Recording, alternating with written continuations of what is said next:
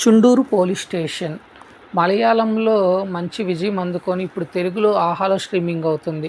కానీ Chunduru police station story మొత్తం తెలుగులో వచ్చిన కోట బొంబాలి కథ శ్రీకాంత్ నటించిన చిత్రం సేమ్ ఒకేలా ఉంటుంది. కానీ ఈ చుండూరు పోలీస్ స్టేషన్ మూవీని బేస్ చేసుకొని కోట బొంబాలి కథను తెలుగులో చిత్రీకరించారని చెప్పాలి. ఇకపోతే స్టోరీ లైన్ వచ్చేసి ఒక హానెస్ట్ పోలీస్ అయిన ముగ్గురు వారికి తెలియకుండా ఎలా ఒక మర్డర్ మిస్టరీలో ఇన్వాల్వ్ అవుతారు. ఆ తదనంతరం జరిగిన పరిణామాలతో సినిమా తీయటం విశేషం. చివరికి ఏమైంది, ముగ్గురు నిర్దోషులుగా బయటపడ్డారా లేదా అనేదే కథ.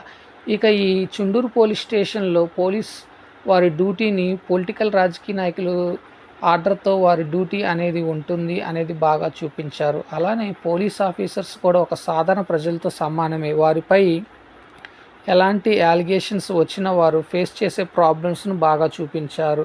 ఇక ఈ చుండూరు పోలీస్ స్టేషన్లో అలానే ఈ మూవీ జవాబ్ ఎడిటింగ్ యాజ్ యూజువల్గానే జోజ్ బాబు యాక్టింగ్ యాజ్ యూజువల్గానే చాలా బాగుంటుంది. అలానే ఒక తండ్రి కూతురు కోసం చేసే పనులు, తన కూతురుపై చూపించే ప్రేమ చాలా చక్కగా చూపించారు.